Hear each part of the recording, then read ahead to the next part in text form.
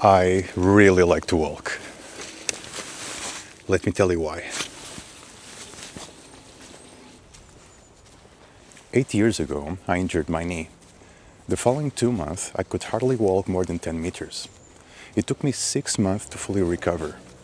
And even though I was involved in several physical activities like surfing, rock climbing, running, biking, there was only one ability that I wanted to regain, and that was walking. Walking to the grocery store, walking to the subway without having to rely on elevators or thinking if I would need to avoid the stairs. Walking to work, walking around the city, walking around nature. This made me realize how important it is to have this ability for the freedom, independence, and the health benefits it provides. Progressively, I've improved. 10 meters turned into 100 meters, 100 meters to 1 kilometer, 1 kilometer to 5 kilometers to 10 kilometers, and 10 kilometers to 20 kilometers. I vividly remember all of these milestones and when I surpassed them. The more I walked, the more I recovered. I made a pact to myself during this journey that I would do everything under my control to never lose this capability again. All those sports that I did before, scrapped. I was asked once if I missed running and surfing. I do, but there's no way I'm going to risk injuring my knee again just to have some short-term gratification. And this simplified my life greatly. No more of, what am I going to do today for sports? The answer is easy: walking. No more of dispersing my energies on different disciplines, only to be mediocre on most of them. Walking was the only option, and it led me to discover a whole new world of depth that was not immediately apparent. It gave me immense focus and showed me how powerful that focus can be. Ever since I recovered, I've started doing at least one long walk every week. No matter if I'm abroad, on vacations, it's raining or scorching heat, I will find a way to walk somewhere, somehow. And this has become a deeply entrenched habit and a part of my identity. Turns out that the most difficult thing about maintaining an exercise routine is to actually keep doing it. I need to walk, so that's sorted. A natural consequence is its positive effect on my health. For the past 5 years, I've been employed as a software engineer, so I tend to spend a lot of time in front of a computer. Exercise for such a butt-in-a-chair kind of a job is not only important to me to maintain my health, but also gives me the fortitude to consistently perform in a demanding, high-stakes environment. Since walking was an unconditional, non-negotiable part of my life, soon I started to invite friends to join me. I realized how powerful it was to go for a walk and just have a chat. The focus, quality, and depth of these conversations were beyond anything I ever had. I love deep conversations, so for me, that was a godsend. I've then made several new friends and created stronger bonds with the ones that I already had. And this beats by a mile the types of interactions I had in other places like pubs. Turns out that London has an incredibly active hiking scene. I first discovered this when searching for ways to get Seven Sisters and found a wealth of walking groups that not only did this walk, but also others around London. I'm in heaven, I thought. After attending several of these organized hikes, I've realized, why not organize them myself? I've then picked some of the routes I enjoyed the most and prepared them by mapping them out and repeating them several times. Soon I started organizing walks in my company, where at one point more than 40 people joined. And in my local organization, with groups of friends, those were very gratifying experiences, with all the benefits of shifting away from consuming into producing. I've lost count of how many audiobooks and podcasts I finished while walking. Listening to them in peaceful places like this is an experience that I thoroughly enjoy. and several of these places tend to be associated with memorable audio passages that struck me the most. Walking is the best way for me to explore my surroundings, even if it takes longer than other means. Within reason, it is essential for me to walk around any new city or place I'm visiting, to absorb the environment, the vibes, the random sentences. It gives me time to decide which places that I want to explore further, since I'm not tethered to any external transport mechanisms.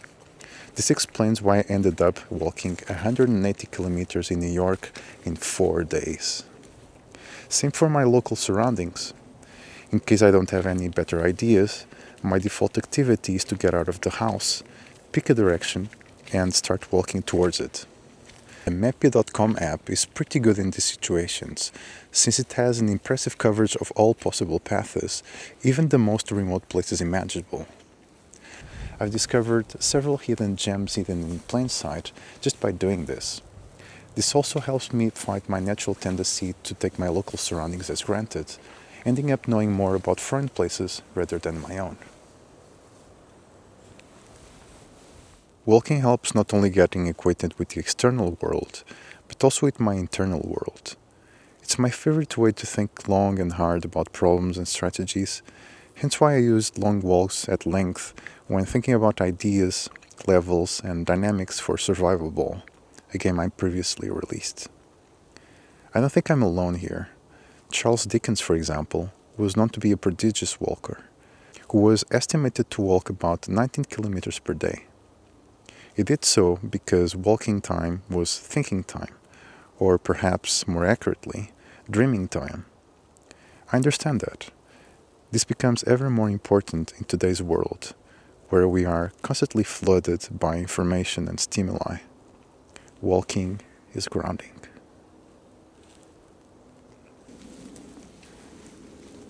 There is a physical component that makes walking deeply enjoyable. I don't know what it is for sure, but it's likely related with our evolution. And 2 years ago, I found yet another layer of enjoyment: barefoot walking, or better yet, barefoot shoe walking when I tried my first pair of Vivos. I was hooked from the first time that I tried them. And these are Vivos, by the way. So you can see that they have a large toe box so that your toes can all contribute to your balance. They have a flat profile, so no crutches or unnatural supports. And they have also a minimal sole, so you can feel the ground that you're walking in. This connection with the floor and how good it feels in my body is something that I have expressiveness limitations on how to describe. You have to try it for yourself.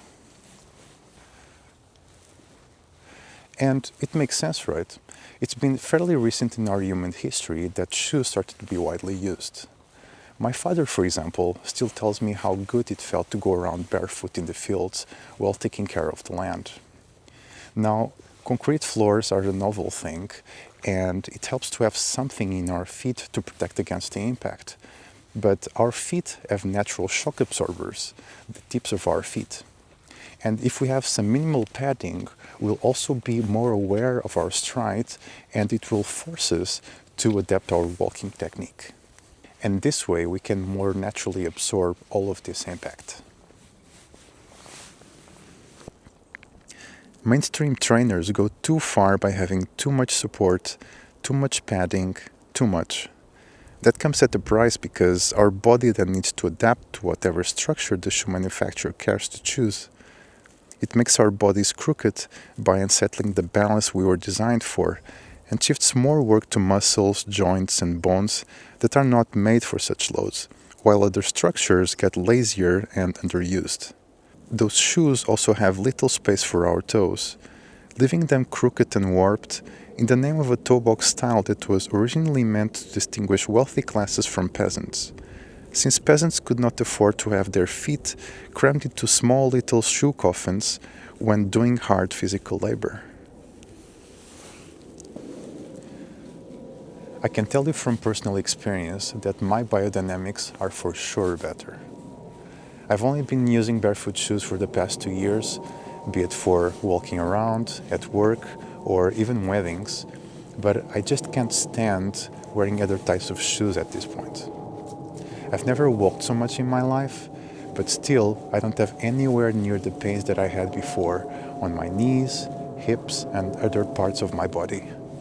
Pure bliss. Of course, years from now things might change, but that's not the direction of travel that I'm seeing. I much rather walk with barefoot shoes than otherwise. The message is this: go out there and enjoy one of the greatest gifts that hopefully you've been given. Don't wait for a crisis to be reminded of that.